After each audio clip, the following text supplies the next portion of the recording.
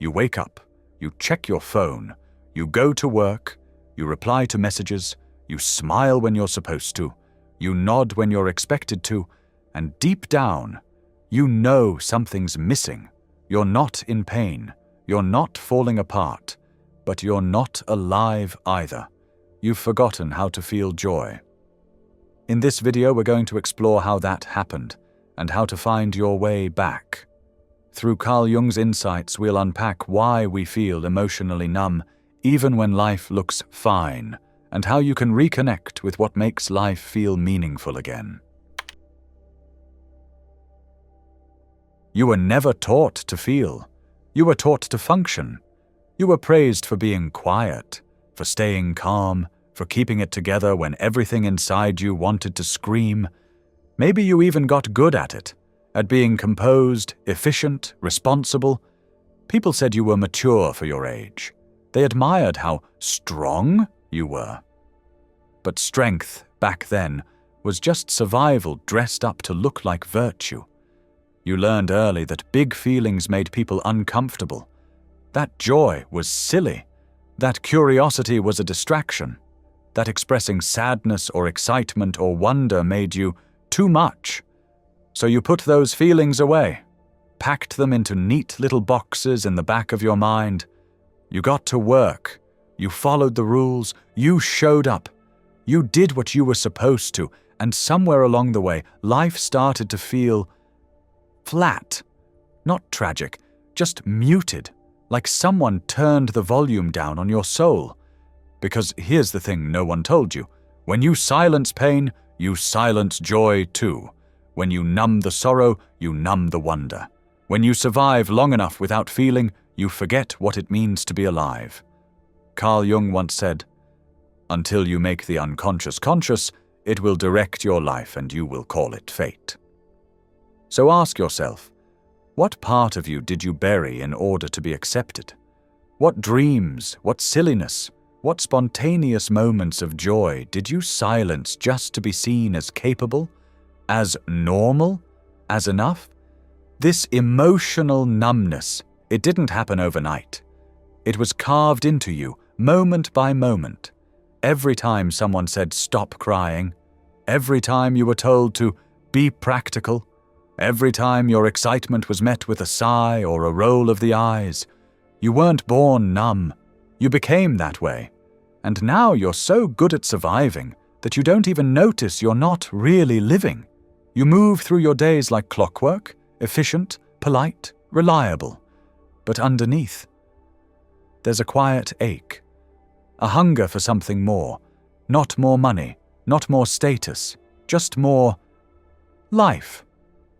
But you can't go back to the person you were, that version of you who laughed for no reason, who got excited about small things, who felt everything with open hands.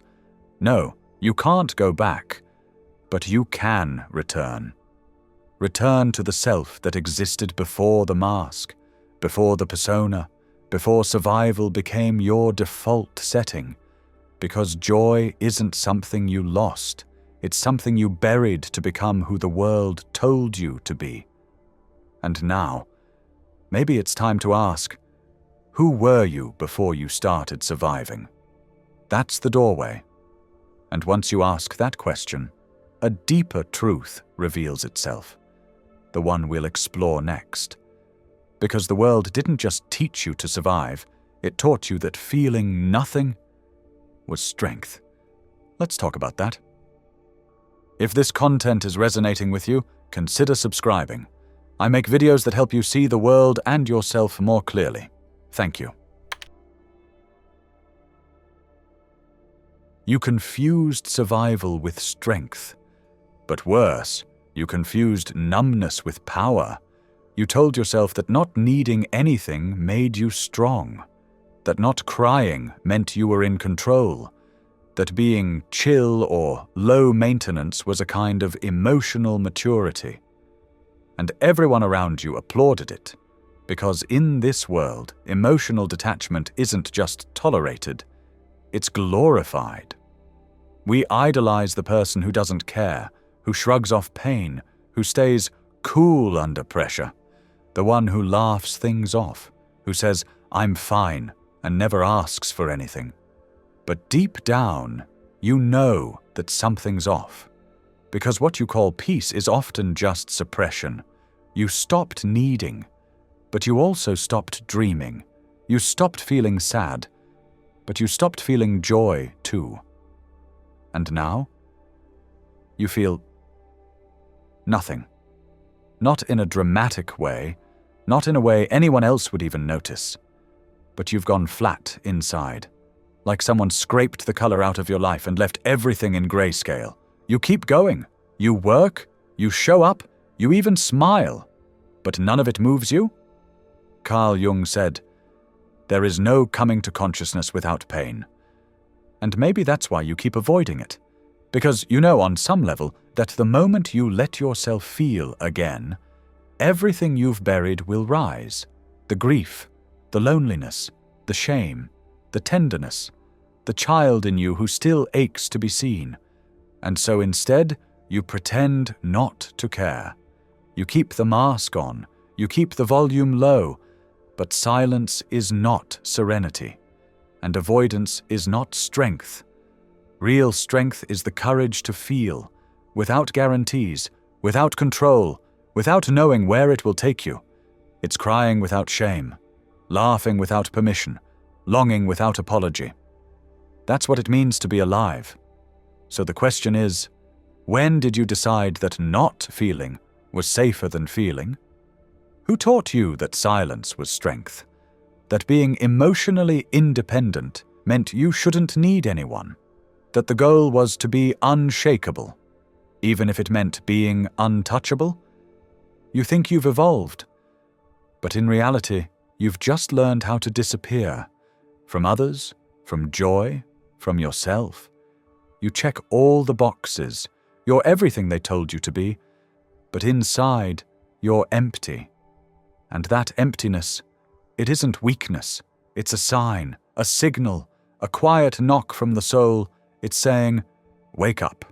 You're still here, but you've gone missing. So start there. Admit that you feel flat.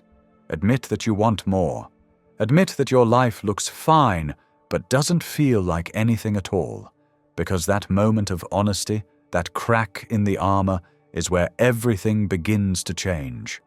Feeling isn't weakness. It's your lifeline back to reality. Back to meaning. Back to you. And if you want to feel joy again, you have to stop pretending you're okay with being numb. But here's the deeper wound. You didn't just numb yourself. You lost yourself. And that's what we need to confront next. Because joy doesn't vanish when life gets hard.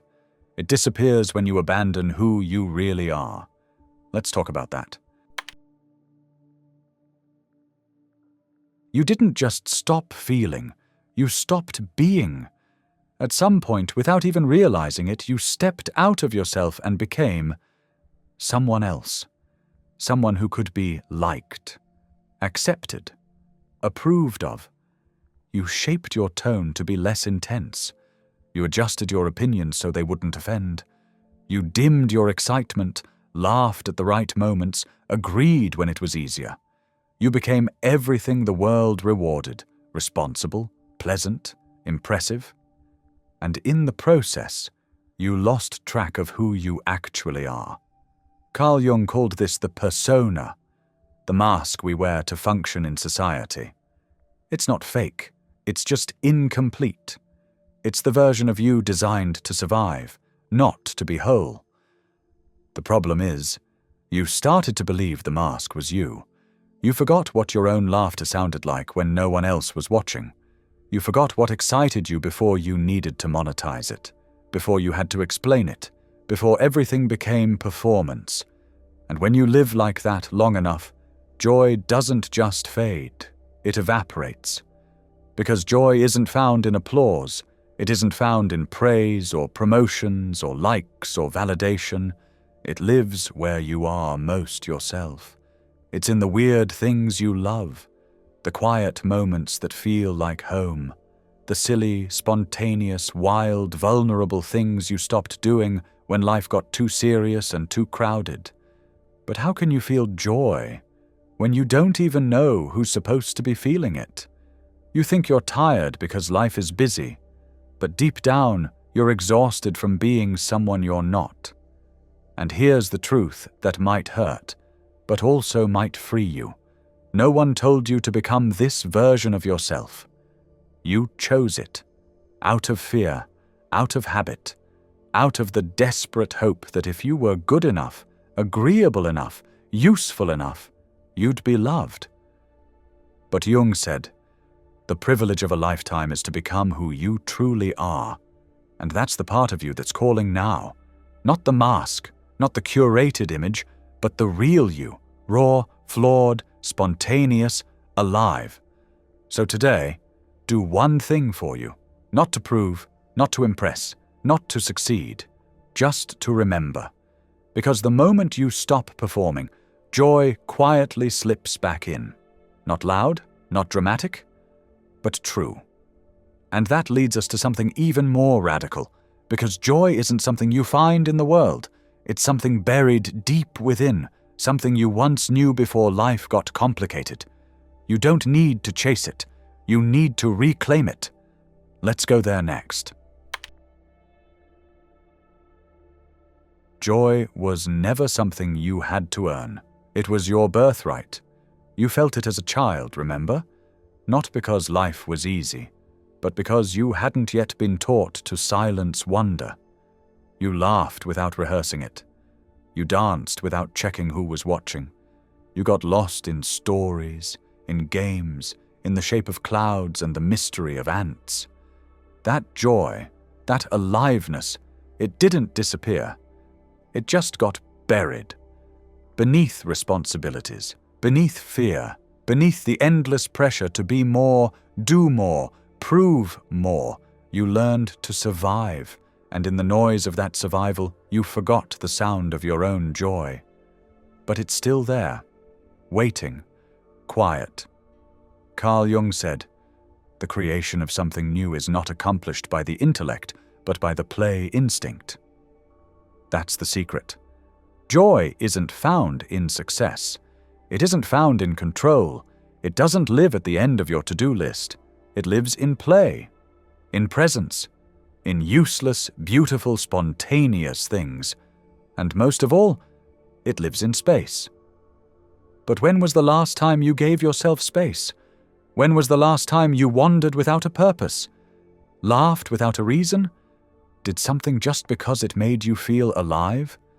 You're not joyless because you're broken. You're joyless because you've become too efficient to notice where joy hides. It hides in slowness, in silence, in noticing. It waits for you at the edge of your distractions, behind your scrolling, beneath your deadlines, under the weight of your self-imposed importance. And it doesn't shout. It whispers. That's why you keep missing it. Reclaiming joy is not a grand achievement. It's a quiet remembering. So start small. Do one thing today that serves no purpose except to delight you. Draw something badly. Watch the sky. Dance to one song like no one's judging. Read a poem out loud just to feel the words in your mouth. Laugh at something ridiculous. Waste 5 minutes on something beautiful. Play. Because the part of you that feels joy is the part of you that feels everything.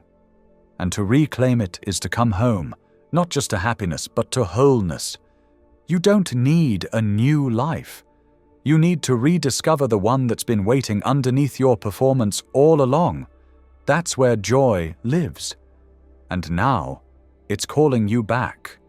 So if something stirred in you today, if a quiet part of you whispered yes as you listened, I want you to name that in the comments.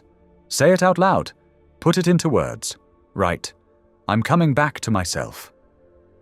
Let's see how many of us are ready to stop surviving and start feeling again.